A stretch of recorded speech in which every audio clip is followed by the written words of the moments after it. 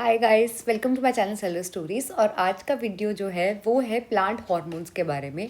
आप लोग भी सोच रहे होंगे कंट्रोल एंड कोऑर्डिनेशन इतना बड़ा सा चैप्टर है, इतने अलग अलग से नाम हैं, हार्मोन्स हैं, क्या है ये। इसको आज हम बड़े ही आसान तरीके से पढ़ने वाले हैं। So let get started with video. तो चलिए देखते हैं क्या होते हैं प्लांट हार्मोन्स। तो मैं आपको बता देती हूँ, प्लांट हार्मोन्स का ही दूसरा नाम, इनका दूसरा नाम फाइटो हार्मोन्स भी होता है। तो plant hormones are also called as phyto hormones. अब हार्मोन ना कुछ अलग सी चीज़ नहीं है। Hormones are just the chemical messengers. कोई भी केमिकल मैसेंजर है जो कि हमारी बॉडी में कम्युनिकेट कर रहा है कि हाँ ये चीज़ ऐसे करवानी है, ऐसे करवानी है। अब आपकी बॉडी में कोई भी चीज़ खुद से तो पॉसिबल होगी नहीं। आपको भी कोई ना कोई कंट्रोल करता है कि हाँ बेटा ये कर लो, ये नहीं कर लो, ऐसे कोई भी कुछ ना कुछ तो ऐसा होता है ना। तो ऐसे ही प्लांट्स के अंदर कुछ छोटी सी अमाउंट में, बहुत ही थोड़ी थोड़ी अमाउंट में ये जो हार्मोन्स हैं ये रिलीज होते हैं। और ये जो हार्मोन्स हैं ये रिस्पॉन्सिबल होते हैं फंक्शंस करवाने के लिए। तो चलिए देखते हैं प्लांट हार्मोन्स क्या होते हैं। प्लांट हार्मोन्स को हम प्लांट ग्रोथ रेगुलेटर्स भी कहते हैं, क्योंकि वो ग्रोथ का रेगुलेशन कर रहे हैं कि ग्रोथ को कैसे करवाना है और कितना करवाना है। जैसे कि मैंने आपको बताया, यहाँ पे दिया भी हुआ है कि प्लांट हार्मोन्स को हम फाइटो हार्मोन्स भी कह सकते हैं। और these are the naturally occurring substance जो कि हमारा केमिकल कोऑर्डिनेशन करवा रहे हैं। तो एक आपकी एनसीईआरटी में ये क्वेश्चन भी है कि how does the chemical coordination takes place, तो वो इसी वजह से हो पाता है। Next is 5 major phyto hormones. जो हम 5 मेजर हार्मोन जिनके बारे में हम बात करने वाले हैं उनका नाम है auxin, cytokinin, abscisic acid, ethylene and gibberellin. इसमें से जो आपका ग्रोथ इनहिबिटरिंग हार्मोन है वो आपका एबीए होता है। एबीए जो है आपका, वो आपका ग्रोथ इनहिबिटर में से आता है। और इथाइलिन को भी मान लेते हैं, बट ज़्यादा ये होता है हमारा। ठीक है, सो लेट गेट स्टार्टेड। सबसे पहले देखते हैं ऑक्सिन क्या है। तो ये ऑक्सिन जो है ना, ये पहली बात टिप ऑफ द प्लांट पे प्रेजेंट होगा। It is present on the tip of the plant. ये टिप पे प्रेजेंट होगा। और टिप पे भी जो शेडी साइड है, it is present on the shady side. Shady side का क्या मतलब है, देखिए यहाँ सन है, सन से यहाँ से लाइट आ रही है, तो ऑक्सिन डोंट लाइक सनलाइट, उसको दूर रहना है सनलाइट से। जहाँ पे उसको सनलाइट मिलेगी वो उससे दूर भाग जाएगा। तो यहाँ उसको सनलाइट मिल रही है, वो उसके दूसरी साइड शेडी साइड पे प्रेजेंट है। तो auxin is always present on the shady side. Now what are the functions of auxin? It promotes cell enlargement. ये सेल को बड़ा करेगा, लंबा करेगा, सेल को डिफ्रेंशिएट करवाएगा। डिफ्रेंशिएट का मतलब होता है अगर एक सेल बहुत ज़्यादा बार डिवाइड कर चुका है, डिवाइड बहुत ज़्यादा डिवाइड हो चुका है, तो अब उसको स्पेसिफिकली एक फंक्शन दिया जाएगा कि चलो बहुत डिवीजन कर लिया भैया, अब काम करने की बारी आई, अब तुम करो काम, तुम्हारा काम ये है, तुम्हारा काम ये है, स्पेसिफिक फंक्शन दे दिया जाएगा। ये काम भी हमारा ऑक्सिन का है। नेक्स्ट है हमारा स्टेम और फ्रूट की ग्रोथ को करवाना। ये चाहेगा कि फ्रूट बने, स्टेम की ग्रोथ हो। और बहुत सारे ट्रॉपिक मूवमेंट, आपको पता भी होगा, tropism is the growth movements. जितनी भी ग्रोथ मूवमेंट है, अब ये बहुत सारी टाइप्स की हो सकती है। अगर लाइट है तो उसकी तरफ है तो फोटोट्रॉपिज्म, अगर वाटर की तरफ है तो हाइड्रोट्रॉपिज्म, अगर किसी केमिकल की तरफ है तो कीमोट्रॉपिज्म। तो ऐसी बहुत सारी हैं, तो वो भी ऑक्सिन करवाने में हेल्प करता है। Next is induces parthenocarpy. Parthenocarpy होता है seedless fruits. Seedless fruits like banana, जैसे बनाना हो गया, ग्रेप्स हो गया, these are the seedless fruits. तो ये करवाने में भी इस ऑक्सिन का ही हाथ है, right. So let's get yes now will talk about cytokinin. So cytokinins क्या करते हैं? साइटोकाइनिन का भी मेन फंक्शन सेल डिवीजन ही है। ये इसका सबसे सी से साइटोकाइनिन, सी से सेल डिवीजन। तो इनका जो मेन फंक्शन रहता है ना, वो होता है सेल डिवीजन। भाई ये करवाएगा सेल डिवीजन भर भर के, बार बार सेल को बोलेगा तो डिवाइड कर, मुझे और सेल चाहिए, मुझे और सेल चाहिए। बहुत सारे सेल्स को करवा लेगा ये। अब ये जो करवाता है ना अपना फंक्शन, इसको चाहिए ऑक्सिन का साथ। इसको ऑक्सिन का साथ ज़रूर चाहिए। ये कहता है कि मैं अकेले काम करना पसंद नहीं करता ज़्यादा, मुझे ऑक्सिन अगर मिल जाए तो काम ही बन जाए मेरा, बहुत ही अच्छे से काम करूँगा मैं। तो ऑक्सिन के साथ मिलकर ये काम करता है। It help in morphogenesis in plants. Morphogenesis का मतलब होता है मॉर्फोलॉजी को बनवाएगा, मतलब कि लीफ, स्टेम, इन सबको बनवाएगा, इनकी अपीयरेंस को करवाएगा। It helps in breaking the dormancy. Dormancy का मतलब होता है जब आपके घर में जो भी दालें रखी हैं या फॉर एग्जांपल स्प्राउट्स हैं, राइट, तो जब आप उनको पानी में भिगोते हैं वो स्प्राउटिंग उसके अंदर हो जाती है। Without water do they sprout? They do not. तो वो क्यों है? वो डॉर्मेंट कंडीशन में। डॉर्मेंट कंडीशन तब तक रहती है जब तक उनको फेवरेबल कंडीशंस ना मिल जाएं।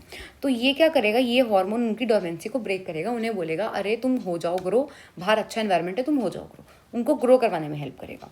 डिले कर देगा एजिंग ऑफ लीव्स, बूढ़ा नहीं होने देगा, मतलब लीव्स को ख़त्म नहीं होने देगा, लीफ सेनेसेंस, लीफ के मरने से उसको बचाएगा। प्रमोट करेगा ग्रोथ ऑफ स्टोमेटा, क्योंकि जैसे जैसे स्टोमेटा की ग्रोथ होगी वो प्लांट जो है वो फोटोसिंथेसिस करेगा तो फूड बनेगा तो और ज़्यादा न्यू प्लांट्स ग्रोथ, ये सब चीज़ें होती रहेंगी। Next is promote growth of fruits, ये तुमने पहले ही देख लिया कि वो करवा रहा है। So let us go with next hormone. Next hormone is gibberellin. Gibberellin की बात करते हैं, जिब्रेलिन क्या है?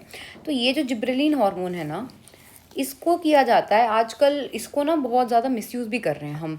चलिए देखते हैं कैसे। इसका काम है सेल की इनलार्जमेंट करवाना और डिफ्रेंशिएशन करवाना प्लांट्स में। अब आप बोलोगे कि ये सेम टू सेम फंक्शन तो ऑक्सिन का भी है। जी हाँ, ऑक्सिन का है, लेकिन अगर आपके एग्जाम में आता है ना सेल एनलार्जमेंट और डिफरेंशिएशन मेजरली कौन करवाता है, तो आप ऑक्सिन मार्क करोगे, आप जिब्रेलिन मार्क नहीं करोगे, क्योंकि जिब्रेलिन जो है वो in the presence of auxin ही ये काम कर पा रहा है।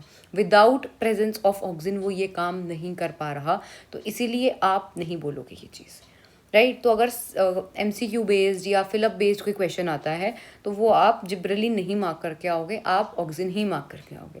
अगर ये है कि आप दोनों दे सकते हो, दोनों ऑप्शन A एंड B है, then you can do it, otherwise not.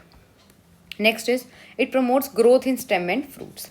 जैसे कि हमारा शुगर केन होता है ना, शुगर केन, उसमें ये जो नोड्स होते हैं ना, यहाँ से हाइट को बढ़वाना, स्टेम की हाइट को बढ़वाना, वो काम होता है हमारे जिब्रेलिन का। ग्रेप्स हो गए, आजकल मार्केट में कितने लंबे लंबे ग्रेप्स आने लगे हैं, इतने लंबे लंबे ग्रेप्स कि आपको लगता है नेचुरली बनते थे या बनते ऐसे पहले आते थे? नहीं आते थे।